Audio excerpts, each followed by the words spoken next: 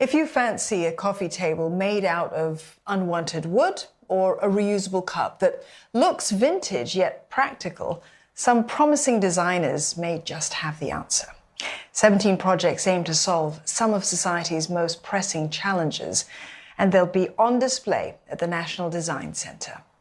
They come under the Good Design Research Initiative, which cuts across areas like the environment, communities, and culture. Designers take turns showcasing their wares. Kicking off the lot are these innovations aimed at reducing single-use plastic packaging for food deliveries and takeaways. And for more, we're joined by Wendy Chua. She's the designer behind the items you've just seen, as well as Morgan Yeo, designer of another project that turns locally felled trees into usable daily objects. Thank you very much for joining us this evening. Wendy, your research focused specifically on hawker centres and coffee shops. Any interesting findings on user behaviour, given that, sustainability is the buzzword? Yeah, you're right. That is such a buzzword now. And when we started our design research in hawker centres and kopitiams, we were surprised to find that, circular economy is not a new concept. Our ancestors were already doing it, with these milk tin cans.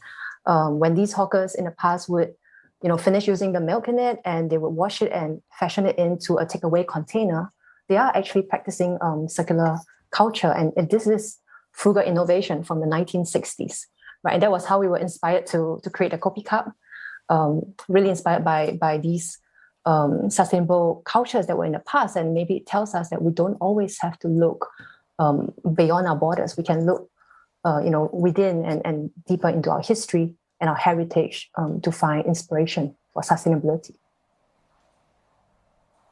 Well, Wendy, we've had reusable takeaway containers for some time now, but yours were made after incorporating your findings. Can you tell us more? Yeah, we were really at Reus Lab about advocating for reusables over disposables. But we're especially interested in a reuse system where you don't actually own the reusable container, but it's shared within a circular system. Yeah, and we were interested to understand how can we design this system to be better by involving the stakeholders from the very beginning. So what we did was we went in to interview hawkers. We observed their daily rituals, and we realized that these familiar typologies that we always see them using actually works really well for them, because they need to serve food really fast. And they need to not have to figure out different portions when we bring different containers to them. So one way was to really look at how can we turn these familiar typologies into a reusable container for the system. Another thing that we did was to do a life cycle analysis to really understand what is the measurable impact of our containers as opposed to a styrofoam container, right? So one thing that we learned is that if you have a reusable container that you can use more than 150 times, you can halve the carbon footprint as compared to a styrofoam disposable container. So that kind of impact is really amazing. Let's turn the conversation to you, Morgan. Your family business, focuses on making furniture and daily objects out of, trees that are felled locally. But Singapore's not known for its timber industry, is it? Yeah, Singapore is not really known for the timber industry. So, when we first started in the industry about 7 years ago, together with my brother and myself, we really wanted to see how we could just bring the industry to be a little bit more sustainable, get our practices a bit more efficient. And so, after exploring different ways and meeting different people, we started to realize that actually there's quite a number of trees that has been cut down in Singapore, whether it's for urban development, road expansion, or just the trees being sick and just need to be cut down. There's quite a number of trees that are being felled every single day. Most of these trees are not used efficiently, and so me and my brothers and my team, we really want and have been exploring ways to try to get these trees to be used for furniture and objects. Well, Morgan, how does local wood compare with imported materials?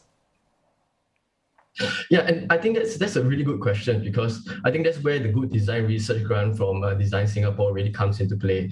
A lot of times when we work with local wood, it feels really as good as wood that has been imported from overseas. But what we really need to do is to be able to have some science behind it, whether or not it's research to show what the properties of the wood, how strong it is compared to imported wood from overseas. And so together with this research, we are spending time and resources to be able to find out more properties about our local wood.